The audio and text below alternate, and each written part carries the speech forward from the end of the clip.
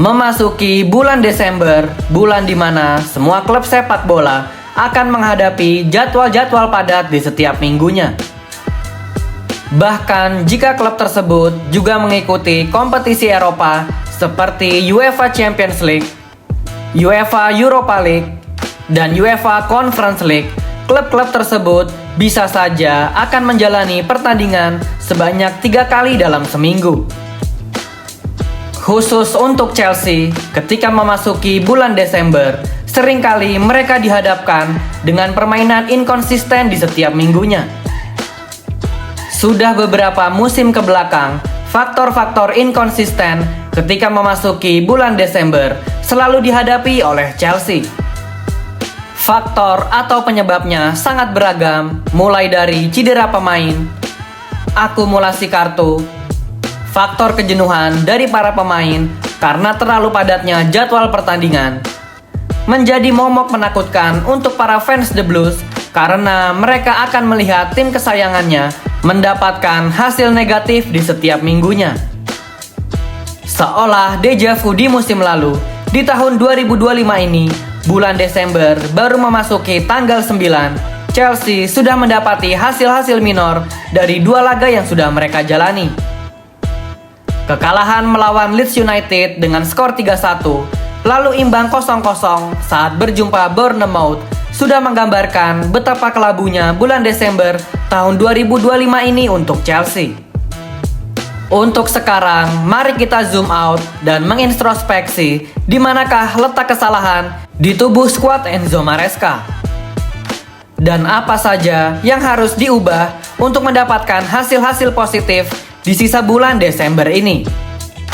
Zona Chelsea Indonesia akan mengulas beberapa faktor yang menjadi penyebab naik turunnya performa Chelsea di bulan Desember tahun 2025. Apa sajakah itu? Sebelum lanjut nonton, jangan lupa klik tombol like dan subscribe dulu Blues.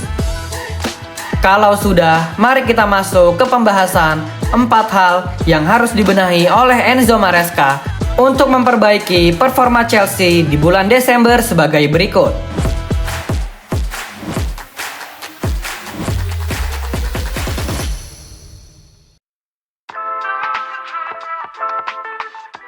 Di urutan pertama, dari beberapa alasan Chelsea mendapat hasil buruk di bulan Desember sejauh ini adalah absennya jenderal di lini tengah Chelsea, yaitu Moises Caicedo.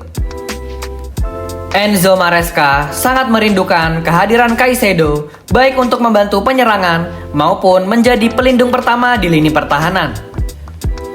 Ketika menyerang, Moises Caicedo bisa menjadi komposer untuk menentukan arah dan tempo permainan, sehingga Enzo Maresca tak perlu lagi mengandalkan Enzo Fernandez untuk menggantikan peran tersebut, karena kehadiran Enzo Fernandez lebih dibutuhkan untuk menjadi orang tambahan di dalam kotak penalti yang akan menambah opsi penyerangan lini serang Chelsea.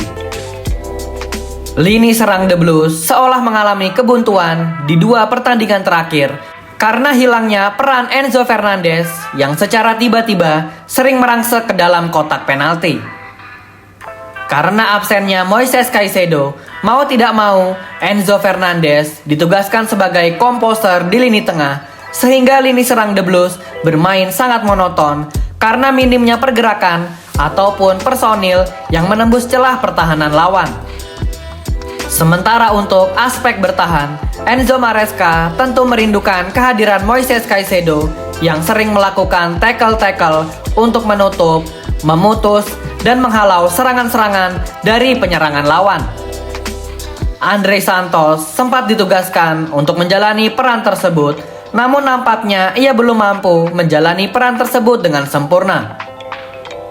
Kita lanjut ke urutan nomor 2, yaitu membereskan ruang ganti yang rumornya sedang ada perpecahan. Setelah kekalahan melawan Leeds United dengan skor 3-1, di mana pada laga tersebut diwarnai aksi-aksi blunder dan betapa cerobohnya dari lini pertahanan Chelsea, terutama menjurus kepada satu sosok, yaitu Tosin Adarabioyo. Di saat Chelsea tertinggal dengan skor 2-1, sebenarnya Chelsea mempunyai momentum untuk bisa menyamakan skor menjadi 2-2. Namun sangat disayangkan, lini pertahanan justru melakukan blunder yang tidak perlu, sehingga Chelsea lagi-lagi kebobolan dan skor berubah menjadi 3-1. Setelah pertandingan ini, ramai-ramai fans Chelsea menyalahkan Tosin Adarabioyo yang telah melakukan blunder dan merugikan Chelsea. Hal tersebut semakin diperburuk saat Enzo Maresca sedang melakukan interview untuk memberikan kondisi terbaru dari skuad Chelsea menjelang pertandingan menghadapi Bournemouth. Enzo Maresca ditanya oleh jurnalis tentang minimnya pemain berpengalaman di dalam skuad Chelsea, namun jawaban dari sang pelatih asal Italia itu justru membuat publik bertanya-tanya apakah ia sedang melakukan kritikan secara terbuka kepada Tosin Adarabioyo. Enzo Maresca menjelaskan bahwa Tosin adalah pemain yang paling berpengalaman dalam skuad Chelsea saat melawan Leeds United. Dan ia juga memberikan pertanyaan satir kepada jurnalis, apakah Tosin Adarabioyo bermain bagus pada laga tersebut. Tak cukup sampai di situ, komentar dari Enzo Maresca semakin memperparah keadaan, di mana ia juga memberikan pernyataan bahwa ia menyesal tidak memainkan Josh Asyampong pada laga melawan Leeds United. Isu-isu keretakan di ruang ganti nampaknya sampai kepada puncaknya saat nama Tosin Adarabioyo tidak diikutsertakan untuk menjalani pertandingan melawan Bournemouth pada akhir pekan lalu.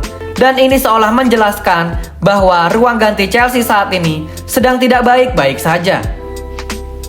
Permasalahan di ruang ganti harus segera dituntaskan, baik itu yang memulai Enzo Maresca maupun Tosin Adarabioyo. Bagaimanapun juga, pemain berusia 28 tahun itu sudah bisa dibilang sebagai salah satu leader di dalam ruang ganti Chelsea, dan ia juga termasuk pemain yang paling disegani oleh rekan satu timnya. Kesalahan dalam sepak bola adalah suatu hal yang wajar, dan kedua belah pihak, baik itu Maresca maupun Tosin Adarabioyo, harus segera move on dari permasalahan tersebut karena laga-laga sulit sudah ada di depan mata, dan sangat penting untuk Enzo Maresca bisa mengandalkan semua pemain yang ia miliki. Kita lanjut ke pembahasan nomor 3, yaitu mengatasi kebugaran dari Cole Palmer.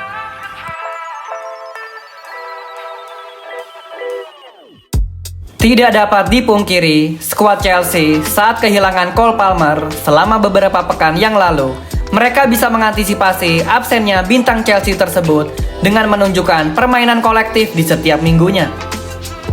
Namun tampaknya pemain-pemain yang menggantikan peran Cole Palmer itu sudah mulai jenuh dan pergerakannya sudah terbaca oleh lini pertahanan lawan, sehingga comebacknya Cole Palmer sangat dirindukan oleh rekan satu timnya. Cole Palmer sebenarnya sudah bisa bermain selama beberapa menit di laga melawan Leeds United dan melawan Bournemouth. Namun level permainan yang ia tunjukkan sangat jauh menurun drastis dari Cole Palmer yang kita kenal.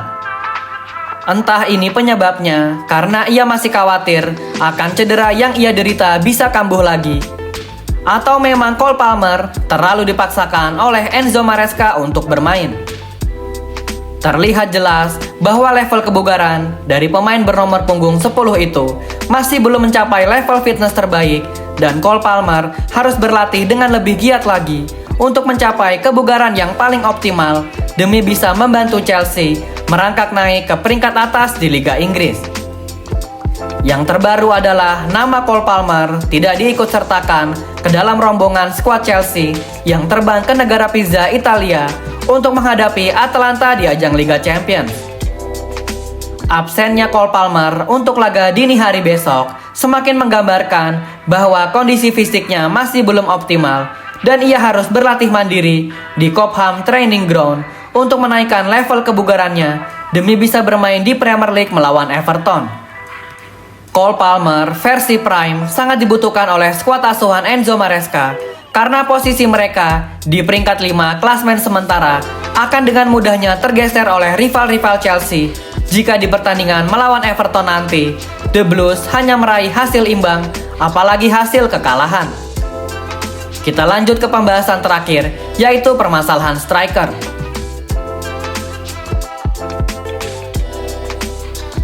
Lini depan menjadi perhatian tersendiri untuk skuad Chelsea akhir-akhir ini.